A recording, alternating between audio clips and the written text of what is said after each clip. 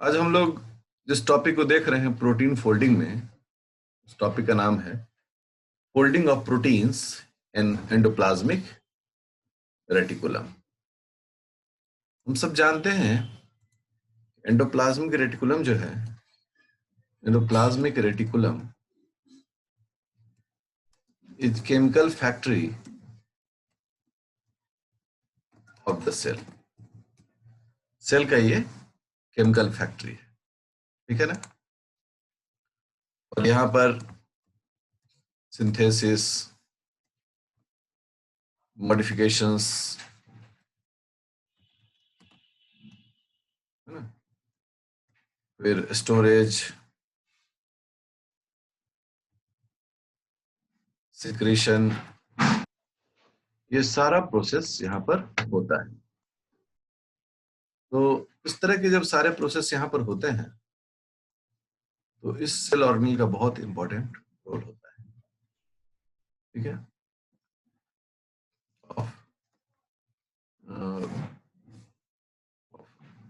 Proteins, carbohydrates, lipids, ठीक है, इन सब का इस जगह पर synthesis, modification, storage and secretion होता है। हम सब लोग जानते हैं कि जो एंडोप्लाज्मिक रेटिकुलम है उसका जो रफ वॉल होता है, ठीक है, जैसे कि अगर ये एंडोप्लाज्मिक रेटिकुलम है तो इसके रफ वॉल पर राइबोसोम जुड़ता है प्रॉपर तरीके से, और यहाँ पर प्रोटीन्स का फॉर्मेशन होता है, ठीक है। इस प्रकार से जो एंडोप्लाज्मिक रेटिकुलम है, उस एंडोप्लाज्मिक रेटिकुलम के ल्यूमेन में ओके, और यह है राइबोसोम और यह है नेसेंट प्रोटीन, ठीक है। ये सभी जो है वो यहाँ पर इस प्रकार से बनता है। इसका मतलब है कि एंडोप्लाज्मिक रेटिकुलम के अंदर में प्रोटीन फोल्डिंग जैसे इवेंट्स होते हैं। जब प्रोटीन फोल्डिंग होता है तो क्या होता है, व्हेन, जब, अच्छा हम लोग एक चीज को, एक क्वेश्चन पूछना चाहता हूँ। क्वेश्चन है कि what is the characteristic of unfolded proteins, ठीक है। क्या कैरेक्टरिस्टिक होता है अनफोल्डेड प्रोटीन का? तो आंसर होता है कि ऐसे प्रोटीन्स जो होते हैं दे कंटेन, क्या रखते हैं अपने में, numerous solvent exposed hydrophobic groups. क्या होता है कि जैसे हम लोग कह रहे हैं कि कोई प्रोटीन है जो प्रोटीन प्रॉपरली फोल्डेड नहीं है, तो उस प्रोटीन में ऐसे बहुत सारे होल्ड्स या ऐसे बहुत सारे हिस्से होते हैं, ठीक है।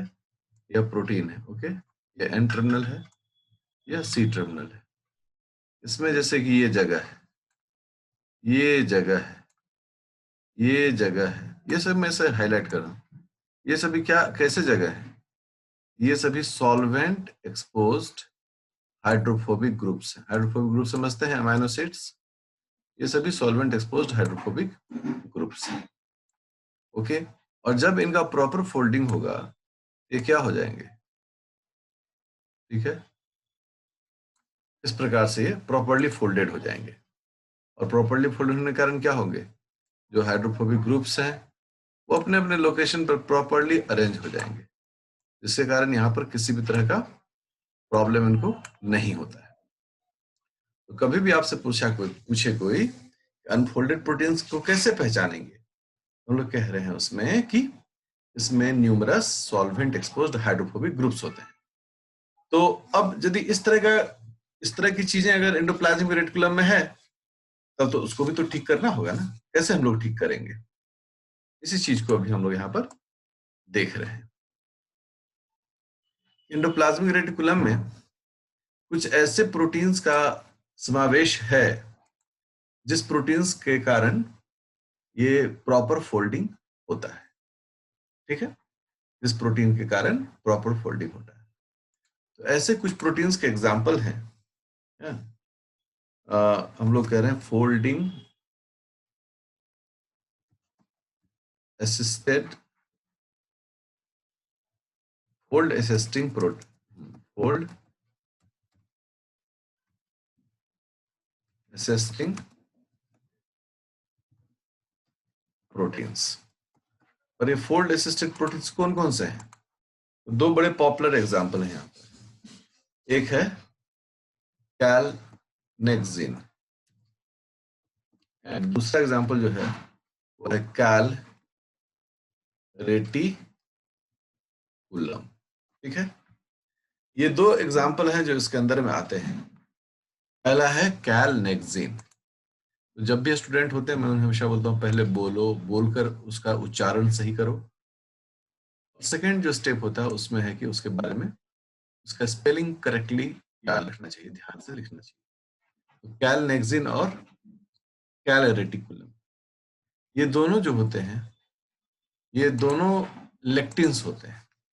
ठीक है, बोथ आर लेक्टिन्स। ठीक है ना, लेक्टिन्स मतलब हो गया कि इनमें प्रोटीन प्लस शुगर ये होते हैं इनमें, इसलिए इन्हें लेक्टिन्स कहा जाता है। लेक्ट जहां पर शुगर से लिया गया, इन जो है वह प्रोटीन्स लिया गया, इसलिए इसका नाम पड़ा लेक्टिन्स। अब ये जो कैलनेक्सिन्स हैं या कैल रेटिकुलम है, यह एक पूरे सिस्टम को, प्रोटीन फोल्डिंग सिस्टम को प्रॉपर तरीके से मैनेज और मेंटेन करता है। हम इसको एक डायग्राम से दिखाने की कोशिश करते हैं। ठीक है, सब लोग ध्यान देकर देखिएगा। ये जो है ये है प्लाज्मा में, ये है एंडोप्लाज्मिक रेटिकुलम मेम्ब्रेन, ये है ईआर मेम्ब्रेन। एंडोप्लाज्मिक रेटिकुलम का ये मेम्ब्रेन है। मेम्ब्रेन के ऊपर में राइबोसोम जुड़ा हुआ है।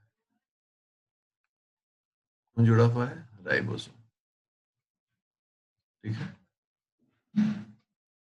दोनों जुड़ा ही रहता है, ये भी जुड़ा था यहाँ पर, उसके लिए सपोर्टिंग बाइंडिंग प्रोटीन्स होते हैं जिनसे ये राइबोसोम्स जुड़े रहते हैं।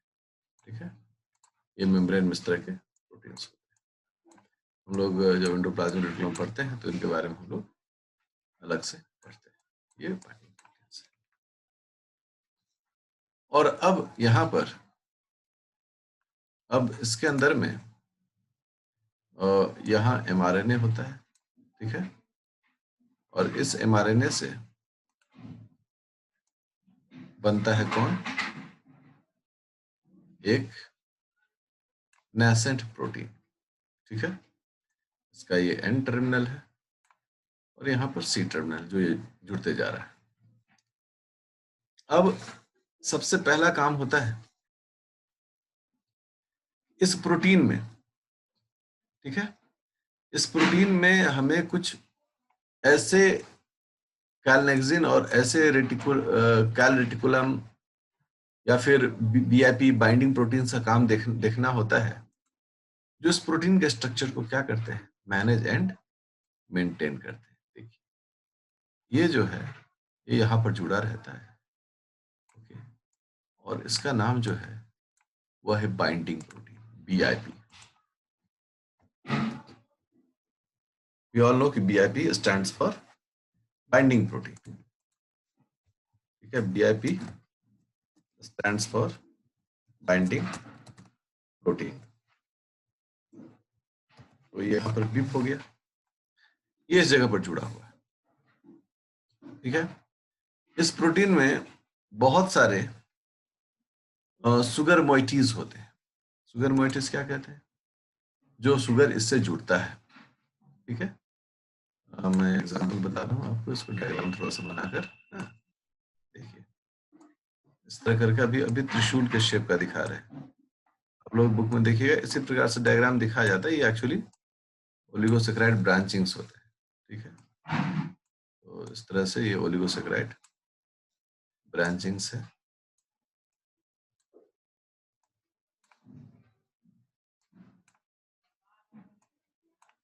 ये डायग्राम बन गया, मतलब इतना हमने कुछ सिंबॉलिक बना लिया। ये सभी जो ओलिगोसेकेराइड चेन होते हैं, इनका एक बड़ा यूनिक फीचर होता है। ओके, इन्हें हम लोग बोलते हैं एन लिंक्ड